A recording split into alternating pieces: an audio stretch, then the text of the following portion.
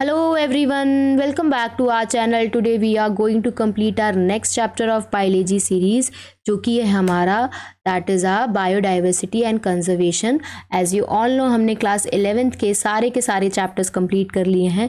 Class 12th में हमने अपनी यूनिट 7 जो कि हमारी जेनेटिक्स एंड इवोल्यूशन थी वो कंप्लीट कर ली है और हमारी यूनिट 10 भी ख़त्म होने वाली है. तो आज उसी यूनिट 10 दैट इज़ इकोलॉजी का हम सेकंड लास्ट चैप्टर कर रहे हैं that is a biodiversity and conservation. अगर इस चैप्टर की हम बात करें तो इसके इंट्रोडक्शन पार्ट में कुछ हमें वैल्यूज़ गिवन है जो हमें पता होनी चाहिए. जैसे अगर कोई भी एलियन स्पीशीज़ अर्थ की गैलेक्सी पे आती है, अर्थ पे आती है किसी दूसरी गैलेक्सी से, तो यहाँ पे वो बहुत ज़्यादा एनॉर्मस डाइवर्सिटी देखेगी लाइफ्स की और बहुत ज़्यादा अमेज्ड हो जाएगी उसे देख के, जिसमें से कुछ वैल्यूज़ गिवन हैं जो आपको पता होनी चाहिए कि 20,000 स्पीशीज़ से ज़्यादा क्या होती हैं दैट इज़ आंट्स प्रेजेंट होती हैं, 3 लाख स्पीशीज़ बीटल्स की होती हैं, 28,000 स्पीशीज़ फिशेस की होती हैं, वेयर एज 20,000 स्पीशीज़ किसकी होती हैं दैट इज़ ऑर्किड्स की होती हैं. अगर हम आगे बात करें तो हमारा बायोडाइवर्सिटी का पहला टॉपिक स्टार्ट हो गया है दैट इज़ अ बायोडाइवर्सिटी. अगर हम पूरे की पूरे बायोस्फीयर की बात करें तो वहाँ पे हमें इमंस बायोडाइवर्सिटी देखने को मिलेगी, ना कि सिर्फ स्पीशीज़ लेवल पे बल्कि बायोलॉजिकल ऑर्गेनाइजेशन के हर लेवल पे हमें क्या देखने को मिलेगी, इमेंस बायोडाइवर्सिटी देखने को मिलेंगी, चाहे वो मैक्रो मॉलिक्यूल से लेके बायोम्स तक हो. अगर हम इसी बायोडाइवर्सिटी के टर्म की बात करें that was popularised by Edward Wilson जो कि क्या थे that is he was a socio biologist जिन्होंने क्या डिस्क्राइब किया था, describe the combined diversity at all the levels of biological organisation. Biological organisation के सारे लेवल्स की एक कंबाइंड डाइवर्सिटी को डिस्क्राइब किया था किसने, दैट वाज एडवर्ड विल्सन ने. जिसमें से हमारे कुछ इंपॉर्टेंट डाइवर्सिटी ये थी कि डाइवर्सिटी हमें अलग अलग लेवल पे देखने को मिल सकती है. जेनेटिक डाइवर्सिटी हो गई, स्पीशीज़ डाइवर्सिटी हो गई, इकोलॉजिकल डाइवर्सिटी हो गई, या इनके अलावा और भी डाइवर्सिटी हो सकती है that is a community diversity हो गई. तो अगर हम जेनेटिक डाइवर्सिटी की बात करें तो यहाँ पे हम सिंगल स्पीशीज़ की बात करते हैं जो कि हाई डाइवर्सिटी शो करता है सिर्फ अपने ही जेनेटिक लेवल पे और डिस्ट्रीब्यूटल रेंज में पूरी तरीके से फैला हुआ है. अगर यहाँ पे हम जेनेटिक वेरिएशन की बात कर रहे हैं तो दैट वाज शोन बाय, किसने शोन किया था, मेडिसिनल प्लांट जो कि क्या था दैट इज़ अ राउवुल्फिया वोमिटोरिया जो कि हिमालय के डिफरेंट रेंजेस पे प्रेजेंट है, जिसका जो कि किसमें अपने आप को एक्सप्रेस करता है, express in the terms of potency, क्या पोटेंशियल है या क्या कंसंट्रेशन है एक्टिव केमिकल का दैट इज़ रेजरपिन का क्या कंसंट्रेशन है जो कि कौन प्रोड्यूस करता है दैट वाज प्रोड्यूस बाय अ राउवुल्फिया वोमिटेरिया. अगर हम इंडिया की बात करें तो हमें 50,000 जेनेटिकली अलग अलग स्ट्रेन्स देखने को मिलते हैं किसके, राइस के, और 1,000 वेराइटीज़ किसकी होती हैं, मैंगोज़ की. वहीं अगर हम बात करें स्पीशीज़ डाइवर्सिटी की तो ये जो डाइवर्सिटी होती है स्पीशीज़ लेवल पे होती है. जैसे कि जो हमारे वेस्टर्न घाट होते हैं उनके पास ज़्यादातर ग्रेटर एम्फीबियन स्पीशीज़ डाइवर्सिटी है एज़ कम्पेयर टू ईस्टर्न घाट. वहीं अगर हम इकोलॉजी डाइवर्सिटी की बात करें तो ये हमारी इकोसिस्टम लेवल पे होती है. जैसे अगर हम इंडिया की बात करें तो इंडिया में हमारे desert, rain forest, mangroves, coral reef, wetland, estuaries, alpine meadows, जिसमें सबसे ज़्यादा ग्रेटर इकोसिस्टम देखने को मिलता है as compare to Scandinavian country. Like किस कंट्री की बात करिए, दैट इज़ अ नॉर्वे की बात करिए जहाँ पे हमें कम इकोसिस्टम देखने को मिलता है एज़ कम्पेयर टू इंडिया.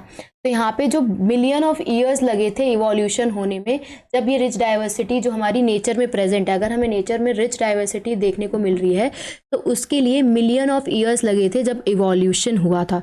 ठीक है, अगर वहीं पे हम उस डाइवर्सिटी को लूज़ करने की बात करें तो वो सारी की सारी वेल्थ है वो सिर्फ 2 सेंचुरी में ही, लेस देन 2 सेंचुरी में ही लॉस हो जाएगी अगर अभी से स्पीशीज़ जो अभी जितनी भी स्पीशीज़ हैं वो सारी की सारी लॉस करना शुरू कर दें. समझ रहे हो, are you getting my point. जबकि मिलियन ऑफ ईयर्स लगे थे इवोल्यूशन होने में, इतनी रिच डाइवर्सिटी बनाने में, लेकिन अगर ख़त्म करने की बात हुई तो अगर स्पीशीज़ डाइवर्सिटी ने अभी से भी अपने आप को लूज़ करना शुरू कर दिया तो लेस देन 2 सेंचुरी में सारी की सारी जो वेल्थ है ये हमारी बायोडाइवर्सिटी की वो सब लूज़ हो जाएगी. अगर हम बायोडाइवर्सिटी और उसके कंजर्वेशन की बात करें तो ये बहुत ज़्यादा इंपॉर्टेंट इन्वायरमेंटल इशू है, बहुत ज़्यादा इंपॉर्टेंट है ताकि सर्वाइवल के या वेलबींग ऑफ दिस प्लानट के वेलबींग और हमारे सर्वाइवल के लिए बहुत ज़्यादा इंपॉर्टेंट है बायोडाइवर्सिटी और उसका कंजर्वेशन होना. अगर यहाँ पे हम स्पीशीज़ की बात करें कि अर्थ में कितनी स्पीशीज़ प्रेजेंट है और इंडिया में कितनी है, तो according to the International Union of Conservation of Nature और नेचुरल रिसोर्सेज के हिसाब से, मतलब IUCN 2004 के हिसाब से टोटल नंबर ऑफ प्लांट्स और एनिमल स्पीशीज कितनी हैं that are described so far slightly more than 1.5 million. As you all know कि तुमने लिविंग वर्ल्ड वाली क्लास 11th के फर्स्ट चैप्टर में पढ़ा था कि इसकी वैल्यू 1.7 to 1.8 मिलियन थी। वही चीज़ यहाँ लिखी हुई है कि IUCN के हिसाब से अगर सारे प्लांट्स और एनिमल स्पीशीज़ की बात करें तो वो 1.5 मिलियन से ज़्यादा हैं। इसके अलावा हम देखें तो बहुत सारे टेक्सोनॉमिक ग्रुप जो हैं जिसमें हम स्पीशीज़ इन्वेंट्रीज देखते हैं, तो वो सबसे ज़्यादा कहाँ कंप्लीट हो गई हैं? टेम्परेट में कंप्लीट हो गई हैं as compare to tropical country. मतलब ट्रॉपिकल कंट्री में हमें स्पीशीज़ की इन्वेंट्री इतनी देखने को नहीं मिली है जितनी हमने टेम्परेट में देख ली है। तो एक तरीके से टेम्परेट में वो पूरी हो चुकी है और टेम्परेट में पूरी हो चुकी है as compare to tropical countries. Next अगर हम बात करें तो सम एक्सट्रीम रेंजेस देखने को मिलती हैं जो कि कहाँ से होती हैं? फ्रॉम 20 मिलियन टू 50 मिलियन तक। बट अ मोर कंजर्वेटिव और साइंटिफिकली साउंड एस्टिमेट जो था वो किसने दिया था? दैट वाज रोबोट मे ने दिया था, जिन्होंने स्पीशीज़ डाइवर्सिटी के बारे में बताया था दैट इज़ अबाउट 7 मिलियन। तो कितनी स्पीशीज़ के बारे में बताया था? दैट इज़ अबाउट 7 मिलियन की बात करें, ठीक है। कितनी रोबोट मे ने कितनी स्पीशीज़ बताई थी? यहाँ पे रोबोट मे का साइंटिस्ट का नेम लिखा था जिन्होंने सारी ग्लोबल की स्पीशीज़ डाइवर्सिटी बताई थी अबाउट 7 मिलियन। ये हमारा इस पैराग्राफ में ये है। अगर हम आगे की बात करें तो यहाँ पे हम देखें तो हमारे पास मोर देन 70% ऑफ स्पीशीज़ जो हैं वो किसकी हैं? एनिमल्स की हैं। वेयर एज अगर हम प्लांट्स की बात करें that is algae, fungi, bryophyta, gymnosperm, angiosperm, वो कितने हैं? कंप्रोमाइजेज नो मोर देन 22%। तो इनका कितना है? दैट इज़ प्लांट्स का 22% है। वहीं पे अगर हम बात करें अमंग एनिमल्स तो उस एनिमल्स के अंदर सबसे ज़्यादा इंसेक्ट जो है वो मोस्ट स्पीशीज़ रिचनेस टॉक्सोनॉमिक ग्रुप है। तो एनिमल्स के अंदर सबसे ज़्यादा क्या प्रेजेंट है?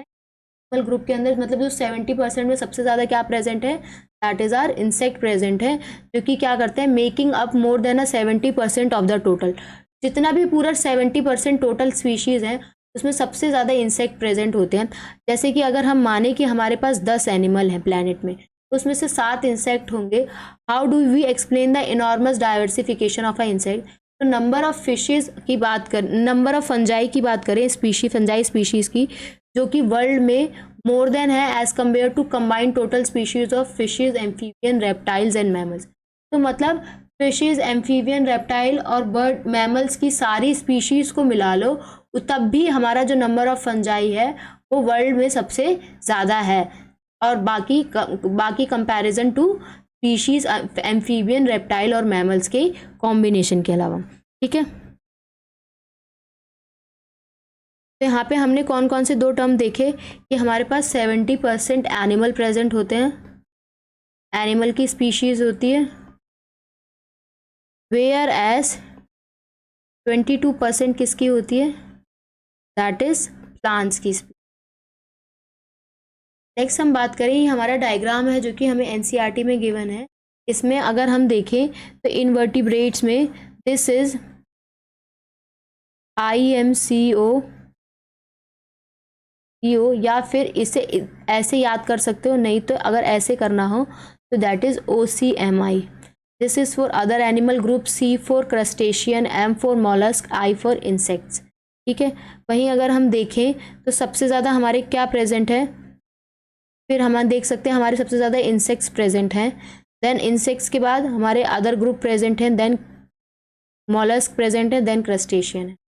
वहीं अगर हम वर्टिब्रेट की बात करें तो this is fishes, mammals, birds, reptiles and amphibians, ठीक है। इसकी अगर हम बात करें तो ये हमारा है that is a fungi, algae, lichen, angiosperm, mosses, fern and allies, ठीक है। तो ये सारा हमें ग्लोबल डाइवर्सिटी का कुछ रिप्रेजेंटेशन दिया हुआ है।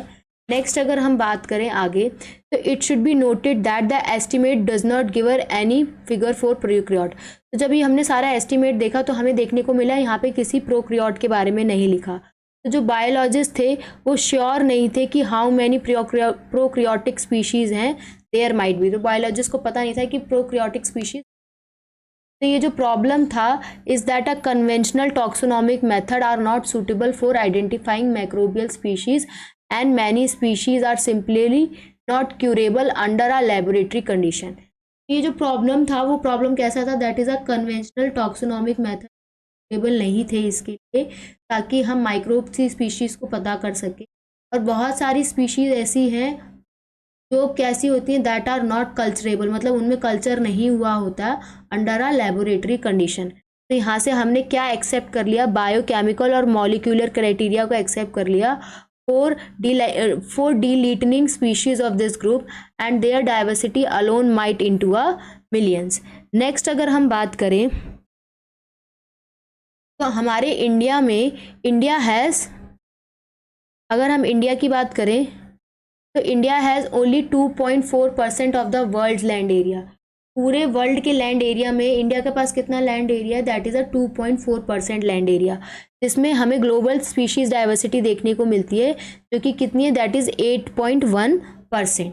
ठीक है, that is what makes your country one of the 12 mega diversity country of the world. तो अगर हम पूरे वर्ल्ड की बात करें तो इंडिया जो है वो 12 mega diversity country of the world में आता है।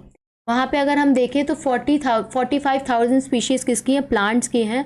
वहीं अगर हम एनिमल्स की बात करें तो एनिमल्स कितने हैं, 45,000 के डबल, दैट इज़ 90,000 एनिमल्स हैं। ठीक है, if we accept a may global estimate, अगर हम मे के ग्लोबल एस्टिमेट को एक्सेप्ट कर लें तो सिर्फ हमारी 22% ही हैं जो टोटल स्पीशीज़ जो हैं वो रिकॉर्ड हो रखी हैं so far. Applying this proportional to India diversity figure, we estimate that there were probably more than 1 lakh plant species and more than 3 lakh animal species yet to be discovered and describe. तो यहाँ पे जब हमने India diversity का figure देखा तो हमें देखने को मिला कि 1 लाख से ज़्यादा प्लांट और 3 लाख से ज़्यादा एनिमल की स्पीशीज़ जो हैं वो अभी तक डिस्कवर्ड नहीं हुई है और डिस्क्राइब नहीं हुई। Would we ever be able to complete the inventory of the biological wealth of our country? अगर यहाँ पे हम कंसिडर करें इमेंस ट्रेन्ड मैन पावर की, मतलब टैक्सोनॉमिस्ट की करें, and the time required to complete the job, ये जो सिचुएशन है appears more hopeless when we realize a large fraction of these species। ठीक है, so the threat of becoming extinct even before we discover them। Nature's के जो biological library थी that is burning even before we catalogue the title of all the books stock there. तो nature's की biological library थी वो भी burn कर रही थी, जबकि हमने अभी तक उसके कैटलॉग में टाइटल, बुक का जो टाइटल था वो भी नहीं लिखा था। ठीक है, तो इस पैराग्राफ में हमने क्या देखा, इस पैराग्राफ में हमने इंडिया के बारे में देखा कि उसके पास 2.4% वर्ल्ड की पूरी लैंड है और 12 मेगा डाइवर्सिटी कंट्री में आता है। नेक्स्ट, अगर हम पूरी स्पीशीज डाइवर्सिटी की बात करें इस 2.4 वर्ल्ड लैंड में तो वो कितनी है, दैट इज अ 8.1%। रोबोट मे के हिसाब से सिर्फ 22% ही है टोटल स्पीशीज का जो कि क्या हो चुका है, हैज बीन रिकॉर्डेड।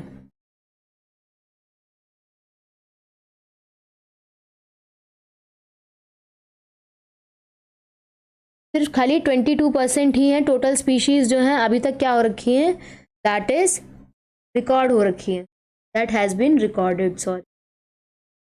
ठीक है, इस पैराग्राफ में इतना लिखा हुआ है। नेक्स्ट हम आगे बढ़ते हैं। अगर हम बायोडाइवर्सिटी के पैटर्न की बात करें, ठीक है, तो diversity of the plants and animals, the diversity of the plant and animal is not a uniform नहीं है और पूरे वर्ल्ड में यूनिफॉर्म तो बिल्कुल भी नहीं है, but show are rather an uneven distribution, जबकि क्या शो करता है, अनइवन डिस्ट्रीब्यूशन शो करता है।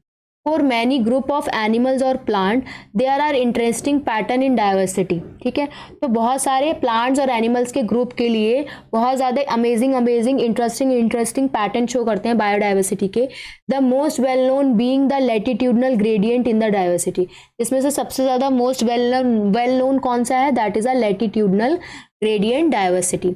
इन जनरल स्पीशीज डाइवर्सिटी जो होती है वो डिक्रीज होती है जैसे जैसे हम इक्वेटर से पोल्स की तरफ जाते हैं, विद वेरी फ्यू एक्सेप्शन, क्योंकि ट्रॉपिक पे क्या प्रेजेंट होता है? That is a latitudinal range 23.5 degree north to 23.5 degree south, जहाँ पे हार्बर मोर स्पीशीज होती हैं एज कम्पेयर टू टेम्परेट और पोलर एरियाज. जब हम कोलंबिया में जाते हैं लोकेटेड नियर द इक्वेटर, तो वहाँ पे हमारे पास 1400 स्पीशीज़ होती हैं बर्ड्स की, और न्यूयॉर्क में हम जब जाते हैं 41 डिग्री नॉर्थ में, तो वहाँ पे हमारे पास 105 स्पीशीज़ होती है, वेयर एज ग्रीनलैंड में हमारे पास सिर्फ 56 स्पीशीज़ होती है. तो यहाँ से अगर हम देखें तो यहाँ से हम ये बना सकते हैं कि हमारी जो ग्रीनलैंड है उस पे सबसे ज़्यादा क्या है? That is a come. देन हमारी न्यूयॉर्क आई, और उसके बाद कोलंबिया आई. ठीक है, नेक्स्ट हम आगे बढ़ते हैं. India with much of its land area in the tropical latitude has more than 1200 species of bird. तो इंडिया के पास इतना ज़्यादा लैंड एरिया है ट्रॉपिकल लैटिट्यूड में कि उसके पास 1200 स्पीशीज किसकी होंगी? सिर्फ बर्ड्स की होंगी.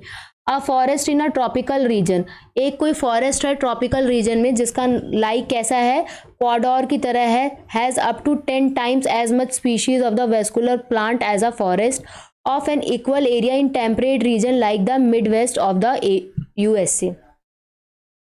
तो वो जो क्वाडोर जो है वहाँ पे 10 times मोर स्पीशीज हैं वेस्कुलर प्लांट्स की, जो कि फॉरेस्ट की तरह बिहेव करती हैं, जिसमें इक्वल एरिया है टेम्परेट रीजन में like a mid west of the USA.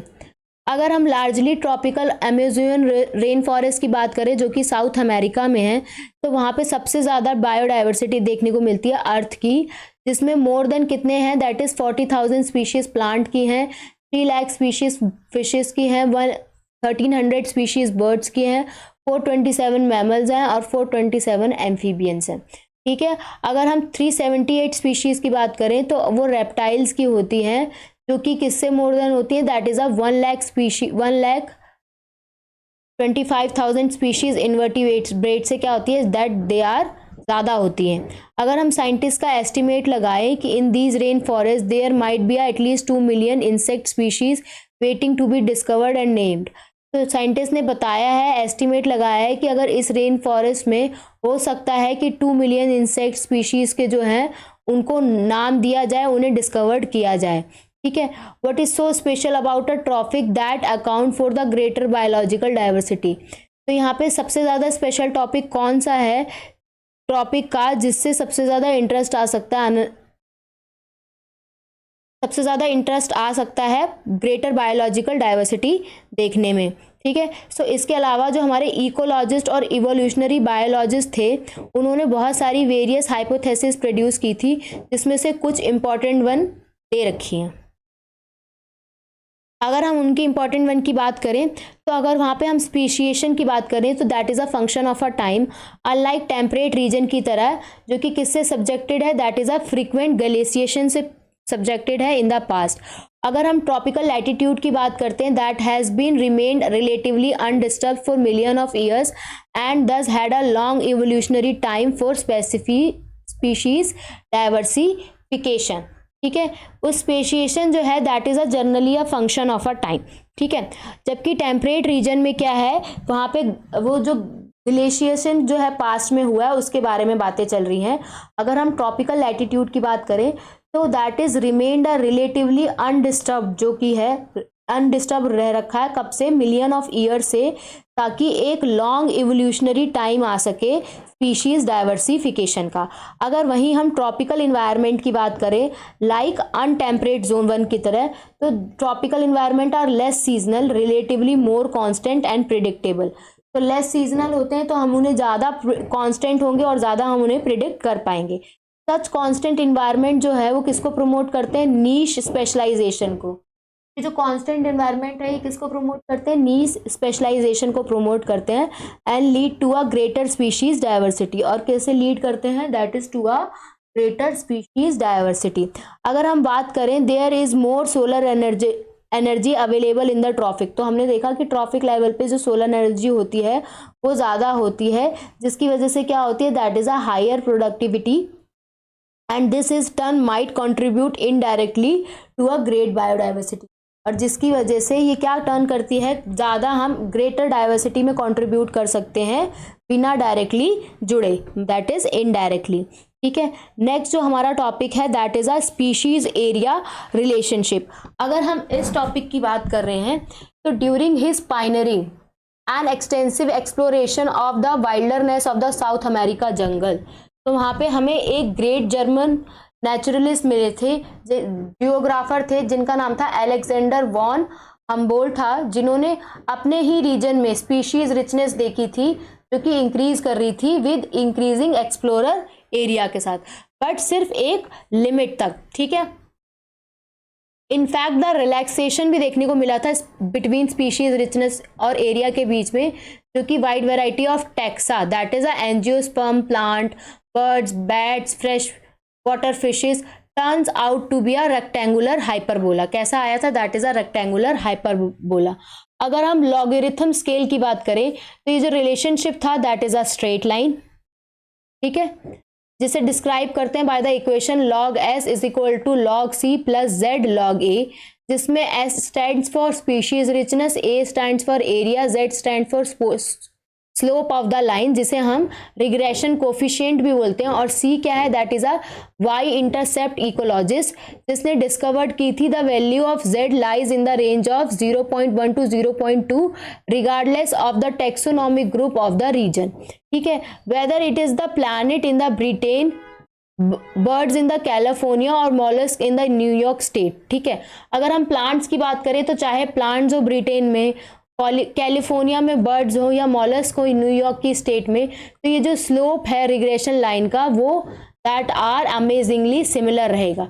But if you analyse the species area relationship among a very large area, जहाँ बहुत बड़े बड़े एरियाज होते हैं, वहाँ पे जब हम स्पीशीज एरिया रिलेशनशिप देखते हैं तो जो इंटायर कॉन्टिनेंट होता है, you will find the slope of a line to be much steeper. ठीक है, तो वहाँ पे जो स्लोप ऑफ लाइन होगी कैसे होगी, दैट इज ज़्यादा स्टीपर होगी, एंड जेड वैल्यू की जो रेंज है that is 0.6 to 1.2। For example, for a frugivorous bird, ऐसी बर्ड जो सिर्फ फ्रूट ईटिंग बर्ड्स होती हैं, या ऐसे mammals in the tropical forest हमें अलग अलग कॉन्टिनेंट में देखने को मिलते हैं, जिनका slope comes out to be a 1.5। ठीक है, नेक्स्ट अगर हम बात करें तो हमारा जो नेक्स्ट टॉपिक है that is the importance of species diversity to the ecosystem.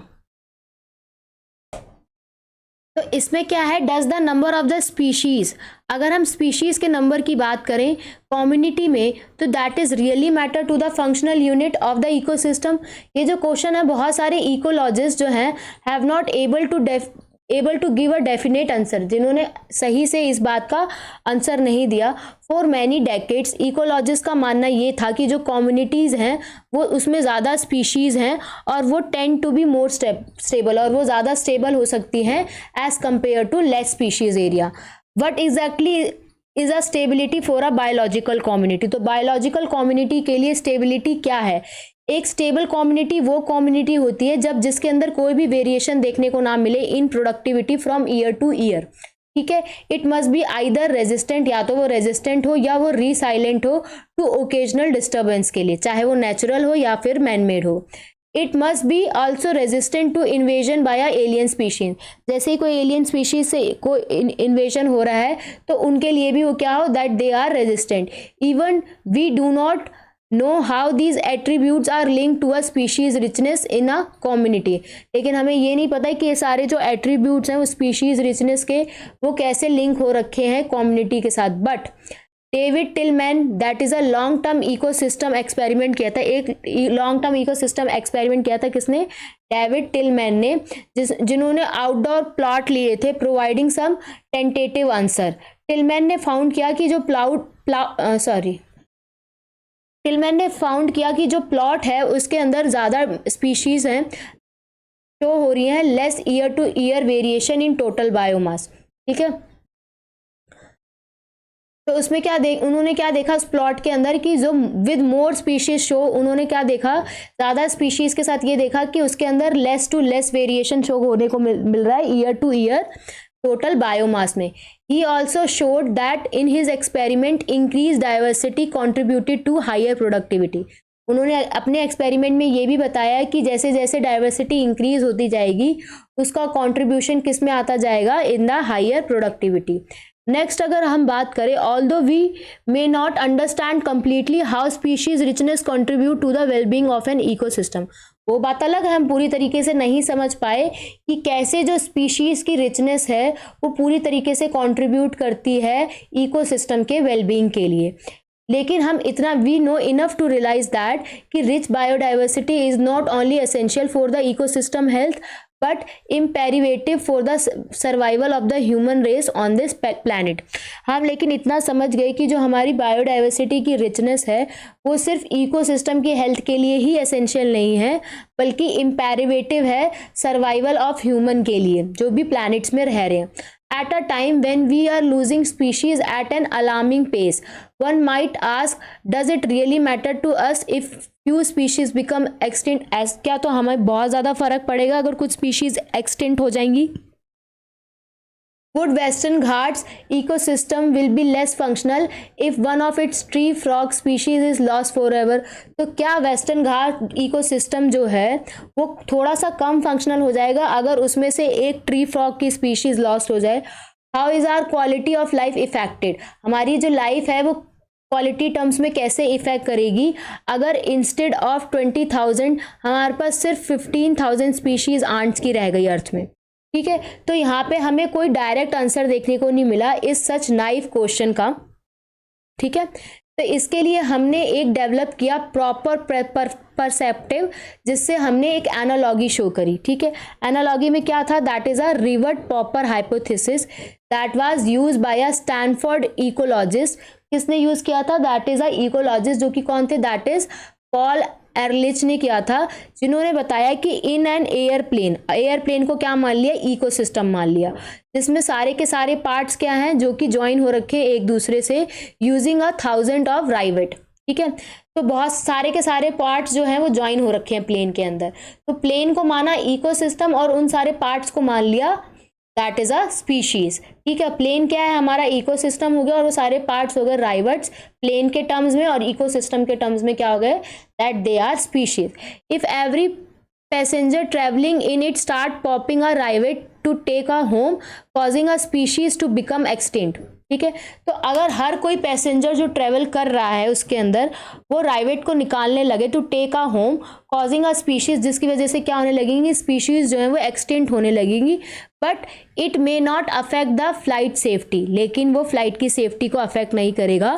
That is a proper functioning of the ecosystem initially, but as more and more rivets are removed. लेकिन सिर्फ शुरू में अगर हमने एक दो राइवेट निकाले तो उसको हमारी फ्लाइट की सेफ्टी है उसमें कोई इफेक्ट नहीं आएगा, लेकिन अगर हम ज़्यादा से ज़्यादा राइवेट को रिमूव कर देंगे तो जो प्लेन है वो डेंजरसली वीक हो जाएगा over a period of time. Further more rivet is removed, अगर हम सारे के सारे राइवेट्स और भी राइवेट्स निकाल देते हैं तो फिर वो क्रिटिकल हो जाएगा। So loss of rivets on the wings, अगर हम विंग्स से राइवेट्स को निकाल देते हैं दैट इज़ अ की स्पीशीज जो ड्राइव करता है मेजर इकोसिस्टम के फंक्शन को, जिसकी वजह से क्या हो जाएगा? ज़्यादा सीरियसनेस आ जाएगी, थ्रेट हो जाएगा फ्लाइट सेफ्टी में।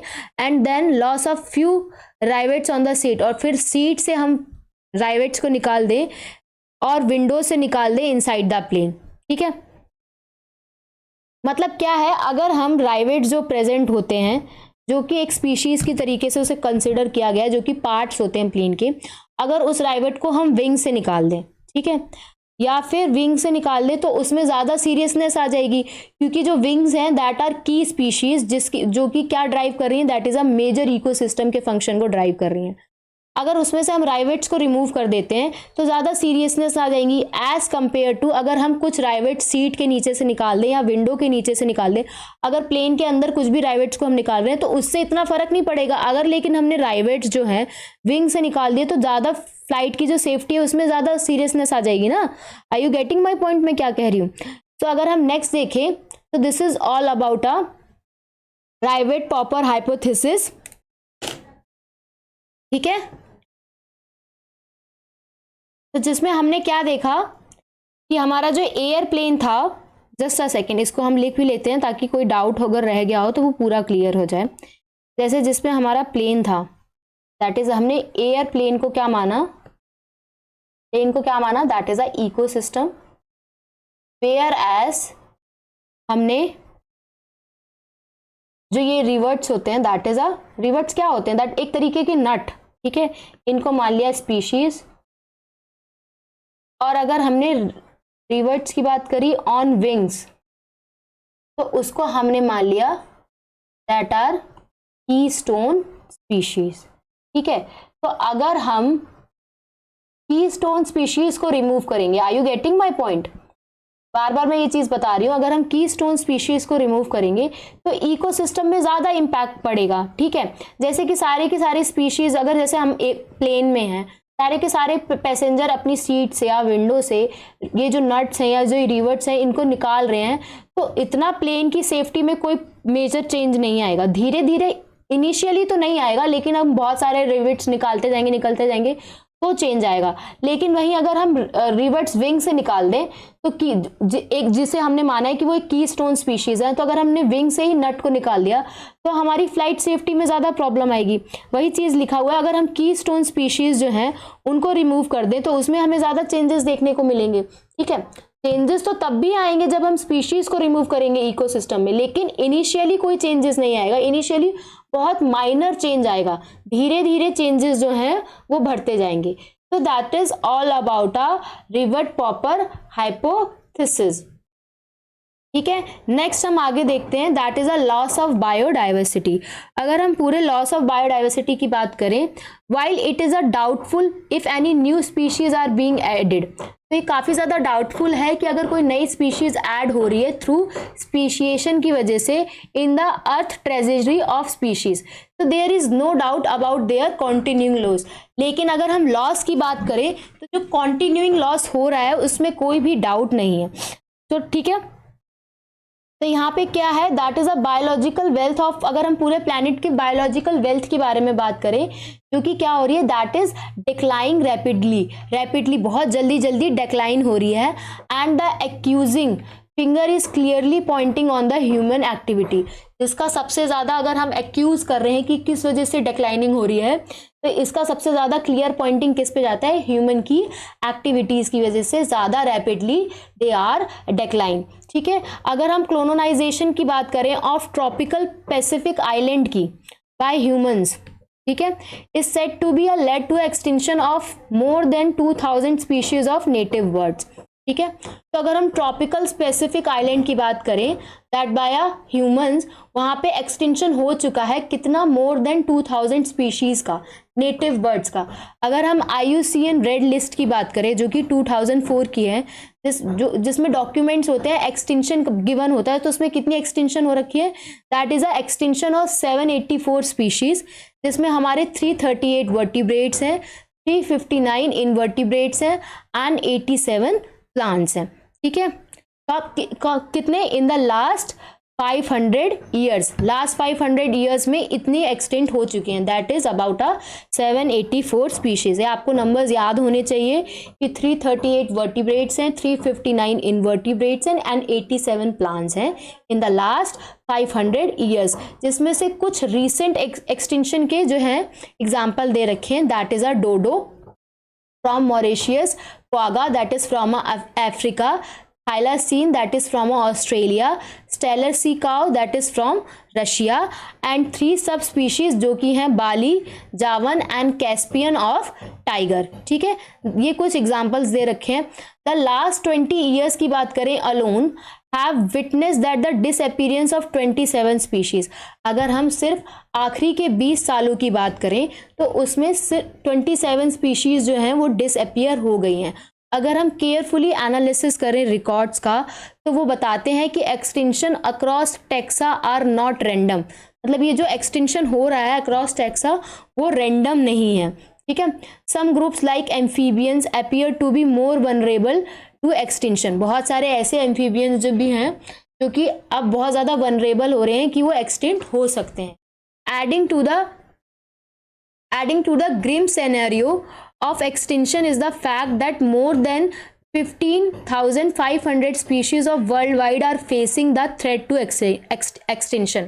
तो अगर हम एक्सटिंक्शन की बात कर रहे हैं जिसमें से हमारी 15,500 स्पीशीज जो हैं पूरे वर्ल्ड वाइड में दे आर फेसिंग, मतलब वो फेस कर रही हैं कि वो एक्सटिंक्ट हो सकती है, जिसमें से हमारी 12% क्या है बर्ड की स्पीशीज हैं, 23% क्या है दैट आर मैमल्स की स्पीशीज हैं, वेयर एज 32% क्या है that are amphibian species, and 31% किसका है that is a gymnosperm species in the world, जो कि क्या फेस कर रही है थ्रेट टू अ एक्सटिंक्शन। ठीक है, नेक्स्ट हम बात करें, ये सारा आपको डेटा पता होना चाहिए जो भी मैंने यहाँ पे जितना भी डेटा बताया है। अगर हमें इसे फिर से देखना हो तो देख लेते हैं कि कितनी एक्सटिंक्शन स्पीशीज हो चुकी हैं। अगर हम ट्रॉपिकल स्पेसिफिक आइलैंड की बात करें तो वहाँ से 2000 नेटिव बर्ड्स की एक्सटिंक्शन हो चुका है। अगर IUCN के हिसाब से देखिए तो 784 स्पीशीज जो है एक्सटिंक्ट हो चुकी हैं, जिसमें से 338 वर्टिब्रेट्स थे, 359 इनवर्टिब्रेट्स थे, 87 प्लांट्स थे। इस कितने में इन द लास्ट 500 ईयर्स। ठीक है, जस्ट अ सेकेंड। अगर इसके अलावा हम बात करें रीसेंट एक्सटिंक्शन की कि कौन कौन से रीसेंट एक्सटिंक्शन हो रखा है, तो that is dodo from Mauritius, quagga from Africa, thylacine from Australia, Steller sea cow from Russia, and 3 सब स्पीशीज ऑफ टाइगर जो कि हैं बाली, जावन एंड कैस्पियन। इसके अलावा अगर हम सिर्फ लास्ट 20 ईयर्स की बात करें तो उसमें हमने 27 स्पीशीज की डिसअपीयरेंस देखी है, मतलब गायब हो चुकी है 27 स्पीशीज। ये जो एक्सटिंक्शन हो रहा है over across a taxa that was not random. ठीक है, बहुत सारे ऐसे एम्फीबियंस जो हैं वो भी इस टाइम वनरेबल हो रहे हैं क्योंकि वो एक्सटिंक्ट हो सकते हैं। ठीक है, अगर हम पूरे ग्रीम सिनेरियो की बात करें पूरे वर्ल्ड वाइड में तो हमारी 15,500 स्पीशीज ऐसी हैं जो एक्सटिंक्ट हो सकती हैं। ठीक है, जिसमें से हमारी 12% बर्ड्स हैं, 23% मैमल्स की स्पीशीज हैं, 32% जो है एम्फीबियन की स्पीशीज हैं, और 31% जो है दैट आर जिम्नोस्पर्म स्पीशीज पूरे वर्ल्ड में जो कि क्या फेस कर रही है that is a threat of extinction. ठीक है, from a study of a history की बात करें, अगर हिस्ट्री ऑफ लाइफ की जो हमने पढ़ी है अर्थ की, उसकी अगर स्टडी की बात करें फॉसिल के रिकॉर्ड्स की, तो हमने देखा दैट इज अ क्या देखा that is a large scale loss of species like the one we are currently witnessing have also happened earlier even before human appeared on the scene. जब human थे भी नहीं, मतलब जब ह्यूमन आए भी नहीं थे, during the long period that is a greater than a 3 billion years since the origin, the diversification of a life on a earth, there were 5 episodes of mass extinction of species। कितने episodes देखने को मिले थे that there are 5 episode। how is the 6th extinction जो है that is presently in progress different from the previous episode। ये जो difference था इन दिस रेट में वो क्या था? अगर हम करंट स्पीशीज एक्सटिंक्शन की बात करें that is rate are estimated to be 100 to 1000 time faster as compared to previous because of pre human times and our activities are responsible for faster rate. और इसके लिए कौन सी हमारी एक्टिविटीज रिस्पॉन्सिबल है extinction की वजह से, जिसकी वजह से ये फास्टर रेट में क्या हो रहे हैं एक्सटिंक्ट हो रहे हैं। तो इकोलॉजिस्ट ने वार्न किया है कि if the present trends continue, अगर इसी तरीके से चलता रहा तो nearly half of all the species, जितनी भी अर्थ में स्पीशीज प्रेजेंट है उसका हाफ हिस्सा that is a 50% might be wiped out पूरी तरीके से मिट जाएंगी विद इन नेक्स्ट 100 ईयर्स में, ठीक है। इन जनरल अगर हम लॉस ऑफ डाइवर्सिटी की बात करें तो that leads to be a decline in a plant production में डिक्लाइन हो सकता है, lowered resistance to environmental perturbation such as drought, whereas increased variability in the certain ecosystem processes such as plant productivity, water usage, pest and disease cycle, ठीक है।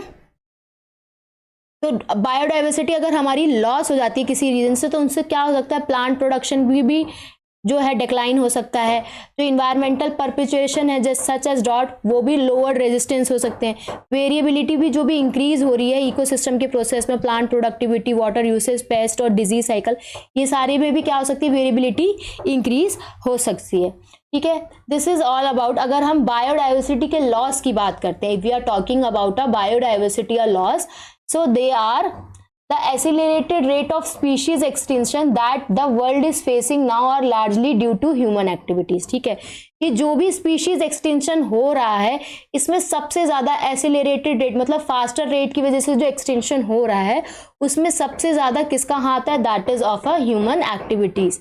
There are more major causes, जिसमें से 4 हमारे major cause हैं, that is a evil portrait is the sobriquet used to describe them, ठीक है। अब ये जो हमारे 4 मेजर कॉजेज हैं इनको हम पढ़ते हैं। तो जो हमारा फर्स्ट कॉज है दैट इज अगर हम फर्स्ट कॉज की बात करें तो वो है हैबिटेट लॉस एंड फ्रेगमेंटेशन, ठीक है, जो कि सबसे ज़्यादा मोस्ट इंपॉर्टेंट कॉज है of driving animals and the plants to extinction. The most dramatic example of the habitat loss की बात करें तो वो कहाँ से देखने को मिलता है, from a tropical rain forest, ठीक है। अगर हम बात कर रहे हैं तो मोर देन पहले क्या था 14% पूरे जितना भी अर्थ का लैंड सरफेस है उसमें 14% से ज़्यादा जो था वो रेन फॉरेस्ट कवर कर रहा था। कौन सा, that is Amazon rain forest की बात हो रही है। तो पहले कितना कवर करता था, that is more than 14% of earth land surface, earth की लैंड की सरफेस का कितना पार्ट कवर कर रहा था, दैट इज 14% पार्ट कवर कर रहा था। और अब कितना कवर करता है, that is not more than 6%, ठीक है। कितना हो गया, 14 से 6 हो गया। They are being destroyed fast, इतनी जल्दी वो सारे के सारे डिस्ट्रॉयड हो रहे हैं। By the time you finish the reading this chapter, जब तक ये चैप्टर आप खत्म करोगे 1000 more hectares of rain forest would have been lost. तो 1000 मोर हेक्टर्स जो रेन फॉरेस्ट है वो भी लॉस्ट हो जाएगा। तो जो हमारा अमेज़न रेन फॉरेस्ट है इसी की बात हो रही है। इट इज ह्यूज, काफी बड़ा है, इसको हम लंग्स ऑफ द प्लैनेट भी बोलते हैं, ठीक है। इसके अंदर हमें मिलियंस ऑफ स्पीशीज देखने को मिलती थी that has been cut and clear for cultivation soybean और conversion to grassland for raising a beef cattle, ठीक है। तो यहाँ पे जो मिलियन ऑफ स्पीशीज थी उनको कट कर दिया गया, हटा दिया गया, ताकि जो कल्टीवेशन है सोयाबीन की हो सके, या सारी की सारी को ग्रासलैंड में कन्वर्ट कर दिया गया ताकि जो बीफ कैटल है उनको रेज किया जा सके। बिसाइड टोटल लॉस के अलावा ये जो डिग्रेडेशन है of many habitat is by pollution also threaten the survival of many species, ठीक है। तो यहाँ पे बहुत सारे हैबिटेट का डिग्रेडेशन भी हुआ है बाय पॉल्यूशन की वजह से, जिसमें हमें बहुत सारी स्पीशीज का जो सर्वाइवल है उसमें थ्रेटनेस देखने को मिल रही है। When a large habitats are broken up into a small fragments, जब जो लार्ज हैबिटेट है वो छोटे छोटे फ्रेगमेंट्स में ब्रोकन हो जाए, किसकी वजह से, ह्यूमन एक्टिविटीज़ की वजह से, mammals, birds requiring a large territory and certain animals with migratory habitat are badly affected leading to a population decline, ठीक है। तो क्या हुआ, जब हमारे लार्ज हैबिटेट जो हैं वो ब्रोकन हो जाते हैं छोटे छोटे स्मॉलर फ्रेगमेंट्स में, किसकी वजह से, ह्यूमन एक्टिविटीज़ की वजह से, या मैमल्स की वजह से, या फिर बर्ड्स की वजह से, जो कि क्या रिक्वायर कर रही होती हैं, that they are requiring a large territory, और बहुत सारे ऐसे सर्टेन एनिमल्स की वजह से जो कि कैसे होते हैं, that they have a habit of migratory, जो कि बहुत बुरी तरीके से इफेक्ट हो रहे हैं, जिसकी वजह से पूरी तरीके से पॉपुलेशन में क्या आ रहा है, दैट इज अ डिक्लाइनेशन आ रहा है, ठीक है। अब अगर हम नेक्स्ट की बात करें तो हमारा दैट नेक्स्ट क्या है, that is a over exploitation. तो human have always dependent on nature for food and shelter. As you all know कि जो ह्यूमंस होते हैं, हम लोग हैं, हम किस पे डिपेंड हैं, नेचर पे डिपेंड हैं अपने खाने के लिए और अपने रहने के लिए। But when need turns into a greed, लेकिन जब जरूरत लालच में बदल जाती है तो it leads to a over exploitation of natural resources. ठीक है, तो अगर हमारी ज़रूरत जो है वो लालच में जैसे जैसे बदल रही है वैसे वैसे हम क्या कर रहे हैं, ओवर एक्सप्लॉयटेशन कर रहे हैं नेचुरल रिसोर्सेज का। मैनी स्पीशीज एक्सटिंक्शन की बात करें लास्ट 500 ईयर्स में हुई है, that is a Steller sea cow, passenger pigeon were due to over exploitation by a human. ये किसकी वजह से हुई है, ह्यूमंस के ओवर एक्सप्लॉयटेशन की वजह से हुई है। ठीक है, presently marry marine fishes population around the world are over harvested endangering the continued existence of some commercially important species. ठीक है, अभी की बात करें प्रेजेंट की, तो बहुत सारी ऐसी मैरीन फिशेस की पॉपुलेशन है पूरे वर्ल्ड में जो कि ओवर हार्वेस्ट हो रही है, that are they are endangered हैं and they are continue to be existence for some commercial important species. Next जो है that is a alien species invasion, when a alien species are introduce unintentionally. ठीक है, जब कोई भी alien species जो है वो अनइंटेंशनली इंट्रोड्यूस की जाती है, डेलिबरेटली की जाती है for whatever purpose, some of them क्या होती हैं वो किस में टर्न हो जाती है, in turn into a invasive. ठीक है, जिसकी वजह से डिक्लाइन होने लगे, एक्सटिंक्शन होने लगे इंडिजीनियस स्पीशीज का। ठीक है, जैसे अगर हम नाइल पर्च की बात करें तो वो लेक विक्टोरिया में इंट्रोड्यूस कर दी गई, कहाँ पे, ईस्टर्न अफ्रीका में, जिसकी वजह से इवेंचुअली एक्सटिंक्शन होने लगा किसका, ecologically unique assemblage of more than 200 species of cichlid fish in the lake. ठीक है, मतलब जो चिल्चेड फिश थी वो इकोलॉजिकली बहुत इंपॉर्टेंट थी, तो वहाँ पे अगर जब हमने नाइल पर्क का इंट्रोड्यूस किया लेक विक्टोरिया में तो उसकी वजह से एक्सटेंट हो गई, कितनी, 200 स्पीशीज एक्सटेंट हो गई। You must be familiar with the environmental damage caused and threat posed to our native species by an invasive weed species like carrot grass। अब जैसे कि आप बहुत सारी फैमिलियर हो गए, जो भी इन्वायरमेंटल डैमेज हुआ था किसकी वजह से, थ्रेट जो भी हुआ था जब बहुत ज़्यादा इन्वेसिव वीड स्पीशीज आ गई थी। कौन सी वीड स्पीशीज थी, that is a carrot grass जिसका नाम है पार्थेनियम, या फिर लंटाना, या फिर वाटर हाइसिंथ जिसे हम कॉर्निया भी बोलते हैं। The recent illegal introduction of the African catfish. ठीक है, और अगर हम रिसेंट इलीगल इंट्रोडक्शन की बात करें तो इलीगल तरीके से इंट्रोडक्शन किया गया किसका, अफ्रीकन फिश का। ठीक है, जो कि क्या थी, अफ्रीकन कैटफिश जिसका नाम था कैलेरियस गैरनीपाइनस। किसकी वजह से की गई थी, एक्वाकल्चर पर्पस की वजह से की थी, जिसने क्या किया था, पोज किया था थ्रेट, जो कि वहां पे कौन सी इंडिजीनियस कैटफिश प्रेजेंट थी जो कि हमारी रिवर्स में प्रेजेंट थी, तो उसके लिए वो बहुत ज्यादा थ्रेट हो गई थी। ठीक है, this is about a alien species invasion, जब हम जानबूझ के किसी भी स्पीशीज का इंट्रोडक्शन कर दे जिसकी वजह से कोई भी इकोलॉजिकली स्पीशीज जिससे जो इंडिजीनियस है उसका एक्सटिंक्शन होने लगे।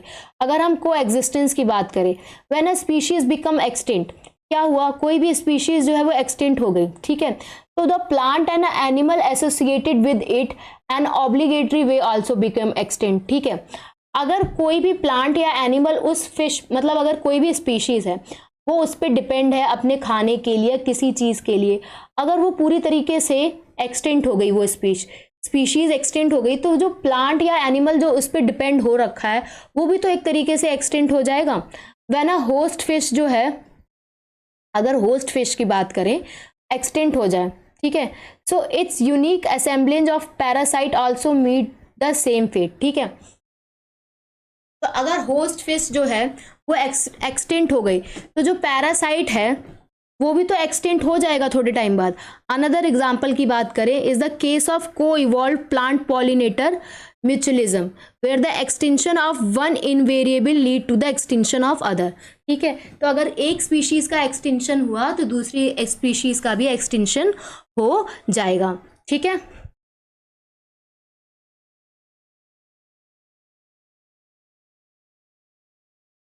नेक्स्ट जो है बायोडाइवर्सिटी कंजर्वेशन। ठीक है, हमें बायोडाइवर्सिटी क्यों कंजर्व करनी चाहिए।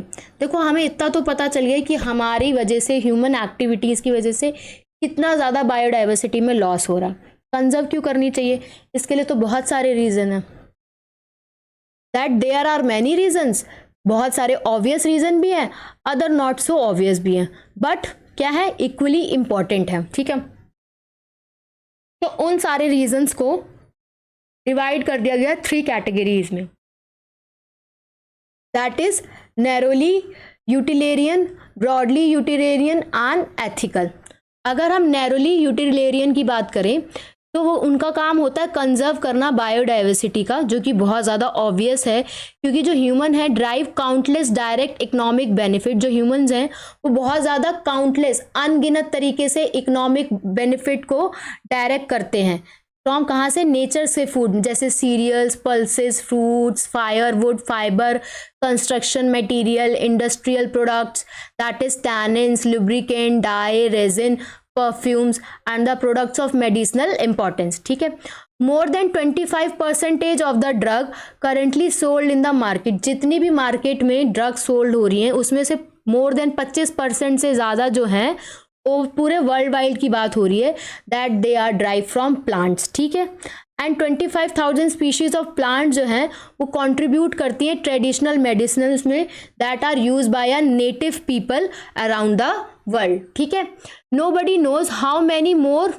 यहाँ तक कि किसी को पता भी नहीं है कितनी मोर मेडिसिनली यूजफुल प्लांट्स हैं that they are in tropical rain forest, जो कि वेट हो रहे हैं एक्सप्लोर होने के लिए। ठीक है, with an increasing resources put into a bioprospectivity, that is exploring a molecular or genetic and species level diversity for product, ताकि economic importance पता चल सके उस product की। So nation जो है that is endowed with a rich biodiversity can expect the reap of enormous benefits. This is all about our narrowly utilitarian argument. जो हमारा next है that is a broadly utilitarian argument। उसमें क्या है, that is biodiversity जो है वो बहुत ज़्यादा इंपॉर्टेंट रोल प्ले कर रही है हमारे इकोसिस्टम में, इकोसिस्टम की सर्विस में that the nature provides. The fast dwelling Amazon forest की ही बात कर लें तो वो प्रोड्यूस कर रहा है फोटोसिंथेसिस की वजह से 20% of the total oxygen that is present in the earth atmosphere. अगर पूरे अर्थ एटमोसफेयर की हम बात करें तो उसमें अमेजोन फॉरेस्ट ही है जो 20% से ज़्यादा ऑक्सीजन प्रोड्यूस कर रहा है। ठीक है, can we put an economic value on this service by nature, तो क्या हम इस पे इकोनॉमिक वैल्यू पुट कर सकते हैं by nature? You can get some idea by finding out how much neighbourhood hospital spend a cylinder on oxygen. ठीक है, अब अपने नियर बाय हॉस्पिटल में देख लो, अभी कोरोना टाइम में देख लो कि ऑक्सीजन सिलेंडर की कितनी डिमांड बढ़ गई थी। वेयर एज अगर हम पॉलिनेशन की बात करें, without which plants can not give us fruit और सीड। ठीक है, तो पॉलिनेशन कितना इंपॉर्टेंट है क्योंकि बिना उसके जो प्लांट है वो हमें फ्रूट भी नहीं दे सकता, सीड भी नहीं दे सकता, वो भी एक तरीके की क्या है, दैट इज अनदर सर्विस। ठीक है, तो इकोसिस्टम जो है that is provide through a pollinators layer. ठीक है, बीज, बम्बल बीज, बर्ड्स एंड बैट्स। तो what will the cost of accomplishing pollination without the help from the natural predator. ठीक है, तो देयर आर अदर इनटेंगिबल बेनिफिट, इसके अलावा बहुत और भी बेनिफिट हैं जो कि हम ड्राइव करते हैं नेचर से। And the aesthetic pleasure of walking through the thick woods, watching a spring flowers in a full bloom, waking up with a bulbul song in the morning, can we put a price tag on such things? ठीक है, तो इसके अलावा हम बहुत सारे ऐसे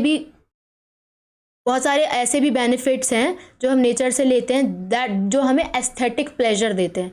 जैसे हम थिक वुड्स में वॉक कर रहे हैं, स्प्रिंग के फ्लावर्स होते हैं उन्हें फुल ब्लूम में देखना। इसके अलावा जैसे हम मॉर्निंग में उठते हैं बुलबुल सॉन्ग के साथ उठना। ठीक है, तो अगर हम एथिकल आर्ग्यूमेंट्स की बात करें, so this arguments is conserving biodiversity related to what we owe to a million of plant. ठीक है, and animals and microbe species. ठीक है, ये किससे रिलेट करें कि हमने क्या ओ किया है, that is of million of plants, animals and microbe species with whom we share this planet. Philosophically अगर बात करें या स्पिरिचुअली बात करें, we need to realize that कि every species had its intrinsic value. हर स्पीशीज की एक अपनी इंट्रिंसिक वैल्यू है, even if it may not be current और इकोनॉमिक वैल्यू टू अस। चाहे वो अभी हमें कोई करंट और इकोनॉमिक वैल्यू ना दे रहा हो, इसके अलावा भी हर स्पीशीज़ की अपनी एक इंट्रिंसिक वैल्यू है। We have a moral duty, हमारी मॉरल ड्यूटी है कि जितनी भी वेलबींग है उन सबको केयर करना, pass our biological legacy in goods, और जितनी भी हमारी बायोलॉजिकल गैलेक्सी है इसे अच्छे तरीके से गुड मैनर में अपनी फ्यूचर जनरेशन को पास ऑन करना। ठीक है, नेक्स्ट जो है, how do we conserve a biodiversity. अब हमें इतना तो पता चल गया कि हमें बायोडाइवर्सिटी क्यों कंजर्व करना, लेकिन अब क्वेश्चन ये आता है कि हम कंजर्व कैसे करेंगे। ठीक है, ये जो हमारा नेक्स्ट टॉपिक है दैट इज अबाउट कि हमें बायोडाइवर्सिटी अगर कंजर्व करनी है तो हम कैसे करेंगे। This is our last topic of our chapter. ठीक है, तो लेट्स बिगिन आवर चैप्टर। ठीक है, अपना लास्ट टॉपिक जो है उसको अब पढ़ते हैं as compared to other chapters. Chapter जो हमारा वो छोटा चैप्टर है और जल्दी फिनिश हो भी गया है। ठीक है, तो काफ़ी इजी है, इसमें कुछ इतना ज़्यादा कुछ याद करने को भी नहीं है मेरे हिसाब से। अगर आप बायोलॉजी को पढ़ोगे ना अच्छे से, एक बार समझ लोगे तो एक तरीके की स्टोरी टेलिंग है। अगर आपको एक बार स्टोरी वो समझ में आ गई तो आपको ईजिली वो चीज़ें याद हो जाएंगी, तो आपको याद करने की ज़रूरत नहीं है, फिर आप लिख तो सकते ही हो उसको। Let's begin the last topic. When we conserve and protect the whole ecosystem, जब हम पूरे इकोसिस्टम को प्रोटेक्ट कर रहे हैं या कंजर्व कर रहे हैं तो इसकी biodiversity at all level is protected. तो हमें पूरी बायोडाइवर्सिटी को हर लेवल पे प्रोटेक्ट करना है। ठीक है, we save the entire forest, हमें पूरे फॉरेस्ट को सेव करना पड़ेगा to save the tiger. Are you getting my point कि अगर हम बायोडाइवर्सिटी को कंजर्व करना चाहते हैं, प्रोटेक्ट करना चाहते हैं, तो बायोडाइवर्सिटी के हर लेवल को प्रोटेक्ट करना पड़ेगा। अगर हमें टाइगर को सेव करना है ना, कि हमारा टाइगर जो है वो एक्सटिंक्ट ना हो, तो हमें पूरे फॉरेस्ट को सेव करना पड़ेगा। ठीक है, दिस अप्रोच, ऐसी अप्रोच को हम क्या कहते हैं, that is a in situ conservation, मतलब साइट पे ही कंजर्वेशन करना। ठीक है, However, when there are the situation where an animal or plant is endangered or threatened, ठीक है, ऐसी सिचुएशन आ जाए जहाँ पे एनिमल और प्लांट जो है दैट इज अ एंडेंजर और थ्रेटेंड है, दैट इज ऑर्गेनिज्म जो है वो फेस कर रहा है हाई रिस्क ऑफ एक्सटिंक्शन। ठीक है, एंडेंजर्ड का मतलब क्या होता है कि ऑर्गेनिज्म जो है वो हाइयर रिस्क पे है कि वो एक्सटेंट हो सकता है वाइल्ड लाइफ में इन द फ्यूचर। ठीक है, उसके लिए हमें कुछ अर्जेंट मेजर करने पड़ेंगे ताकि हम उसे एक्सटेंट होने से बचा सकें। ठीक है, तो उसके लिए दूसरी क्या है, दैट इज अ एक्स-सी-टू, जिसे हम ऑफ साइट कंजर्वेशन कहते हैं, that is a desirable approach. तो हम पढ़ लेते हैं अपना पहले, that is a in situ conservation के बारे में। तो अगर हम इन सीटू कंजर्वेशन की बात करें तो face with the conflict between the development and the conservation, many nation find it unrealistic and economically not feasible to conserve all their biological wealth। तो जितने भी नेशन है उस बहुत ज़्यादा अनरियलिस्टिक है, इकोनॉमिकली है कि हम पूरी बायोलॉजिकल वेल्थ को कैसे कंजर्व करें। ठीक है, invariably the number of species waiting to be saved from extinction far exceed to the conservation of resources available. On the global basis पे अगर हम बात करें, the problem has been addressed by an eminent conservationist. ठीक है, they identify for the maximum protection certain biodiversity hotspot बनाए, biodiversity hotspot region जिसमें higher level species की रिचनेस थी and high degree of endemism था। What do you mean by एंडेनिज्म?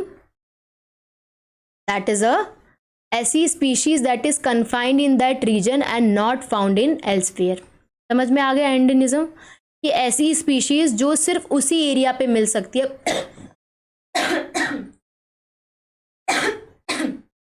Sorry, ऐसी species जो सिर्फ उसी एरिया में मिल सकती है और कहीं देखने को नहीं मिलेगी, उसे हम एंडेनिज्म कहते हैं।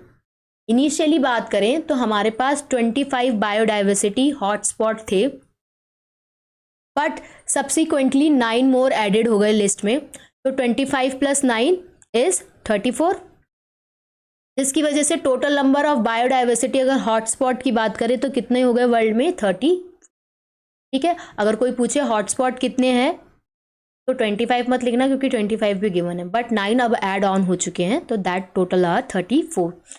तो अगर इन हॉटस्पॉट की बात करें तो are also in a region of accelerated habitat loss. ठीक है, तो ये जो हॉटस्पॉट है ये ऐसे रीजन में भी है जहाँ पे बहुत तेज़ी से हैबिटेट लॉस हो रहा है।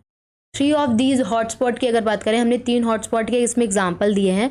वेस्टर्न घाट, ठीक है, western Ghat and Sri Lanka, Indo Burma and Himalayas cover over the country exceptionally high diversity reason.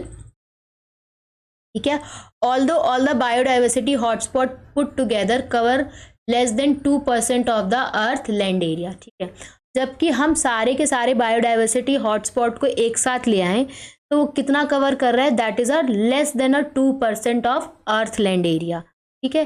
तो the number of species that collectively harbour an extremely high and strict protection of these hotspot could reduce the ongoing mass extinction by almost 30%, ठीक है।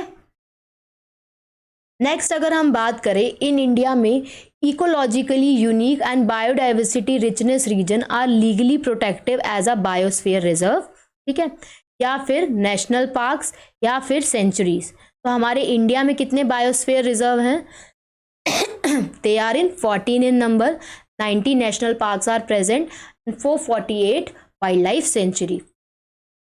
India has also a history of religious and cultural tradition, ठीक है। तो India के पास ऐसी history भी है कि जिसमें वो हम जो हैं दैट वी आर रिलीजियस हैं और कल्चरल ट्रेडिशन को फॉलो करते हैं, जो एम्फिसाइज करता है प्रोटेक्शन ऑफ नेचर की। क्योंकि इन मैनी कल्चर की बात करें तो tract of forest were set aside and all the trees and the wild life within were venerated and given a total protection. Such sacred groves की बात करें तो वो कहाँ देखे जाते हैं? That are found in Khasi and Jaintia hills in Meghalaya, Aravalli hills in Rajasthan, western Ghat region of Karnataka and Maharashtra, whereas Surguja, Chanda and Bastar region of Madhya Pradesh. अगर हम मेघालय की बात करें, the sacred groves are the last refugee of large number of rare and threatened plants, ठीक है। अगर हम x two conservation की बात करें तो इस अप्रोच में क्या देखा जाता है? That is a threatened animals and plants are taken out from the natural habitat. तो नेचुरल हैबिटेट से हम जो थ्रेटेंड एनिमल्स हैं उनको निकाल लेते हैं और उन्हें एक स्पेशल सेटिंग में रखते हैं जहाँ पे उन्हें प्रोटेक्ट किया जाता है और एक स्पेशल केयर दी जाती है। वो कौन कौन से हैं? That are zoological parks, botanical gardens and wild life safari parks, ठीक है।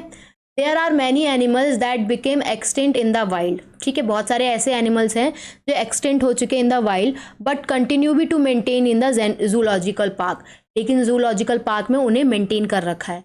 इन अ रिसेंट ईयर एक्स2 कंजर्वेशन जो है उसमें advance beyond keeping threatened species रखी गई हैं। Now gametes of threatened species can be conserved in viable and fertile condition for a long period of time using a cryopreservation technique. इसके अलावा जो थ्रेटेंड स्पीशीज़ हैं उनके गैमीट्स को भी प्रिजर्व करके रख सकते हैं वाइएबल और फर्टाइल कंडीशन में बहुत लंबे समय के लिए, लॉन्ग पीरियड ऑफ टाइम के लिए। कौन सी टेक्निक की वजह से? Using a cryo preservation technique, ठीक है। Eggs can be fertilized in vitro, और एग्स को फर्टिलाइज कर सकते हैं with the help of in vitro technique. And जो प्लांट्स हैं उनको भी प्रोपोगेट कर सकते हैं using a tissue culture methods. और अगर प्लांट्स को कंजर्व कर रखा है तो उनको प्रोपोगेट कैसे कर सकते हैं? Using a tissue culture method. Seeds जो हैं डिफरेंट जेनेटिक स्ट्रेन की, कमर्शियली इंपॉर्टेंट प्लांट की, उन्हें भी हम लॉन्ग पीरियड के लिए रख सकते हैं सीड को। किसमें? सीड बैंक में, ठीक है। Biodiversity knows no political boundary and its conservation, therefore it is a collectively responsibility of all nation. तो बायोडाइवर्सिटी जो है उसमें कोई भी पॉलिटिकल बाउंड्री नहीं है किसी भी कंजर्वेशन के लिए, तो ये एक कलेक्टिवली रिस्पॉन्सिबिलिटी बन जाती है सारे नेशन की, ठीक है। The historic convention on biological diversity that is a earth summit held in Rio de Janeiro, कहाँ पे हुआ था? इन 1992 में, called up all the nation to take a appropriate measures for conservation of biodiversity and sustainable utilization of its benefit, ठीक है। तो एक historic convention रखा गया था बायोलॉजिकल डाइवर्सिटी का जिसका नाम है that is a earth summit. कहाँ पे हुआ था? That is in a Rio de Janeiro में। कहाँ पे? 1992 में, जहाँ पे सारे नेशन को बुला गया था, जहाँ पे एक एप्रोप्रिएट मेजर्स लिए गए थे ताकि बताया गया कि जो बायोडाइवर्सिटी को कैसे कंजर्व कर सकते हैं और कैसे सस्टेनेबल यूटिलाइजेशन कर सकते हैं उनके बेनिफिट्स का। इन अ फॉलो अप एक वर्ल्ड समिट भी हुआ था on a sustainable development held. कहाँ हुआ था? 2002 में हुआ था। हुआ कहाँ था? दैट इज़ जोहान्सबर्ग में साउथ अमेरिका में, जहाँ पे 190 कंट्रीज जो हैं उन्होंने प्लेज लिया था for their commitment to achieve by 2010, जिसमें उन्होंने एक सिग्निफिकेंट रिडक्शन देखने को मिला था current rate of biodiversity loss का एट ग्लोबल, रीजनल और लोकल लेवल पे। ठीक है, तो यहाँ पे हमें 2 समिट देखने को मिले, एक Earth summit and second is a world summit. This is all about the XE2 conservation. यहाँ पे जो हमारा सारा चैप्टर जो है वो फिनिश हो रहा है। Thank you so much all of you for your love and support. Have a nice day and have a great day to all of you. जो हमारा नेक्स्ट चैप्टर है that is a environmental issue, वो भी आज ही upload हो जाएगा। और फिर इसके बाद हमारी जो यूनिट 10 है दैट इज़ अ इकोलॉजी, ये भी ख़त्म हो जाएगी। इसके बाद जो हम नेक्स्ट यूनिट स्टार्ट करेंगे वो हमारी बायोटेक्नोलॉजी की यूनिट है, उसमें हमारे सिर्फ 2 चैप्टर हैं। देन हम रिप्रोडक्शन पढ़ेंगे, इसके बाद हम ह्यूमन वेलफेयर वाला ह्यूमन वेलफेयर वाली यूनिट पढ़ेंगे। So here I am going to ending or wind up my whole lecture. Thank you so much once again. Have a nice day and have a good day to all of you.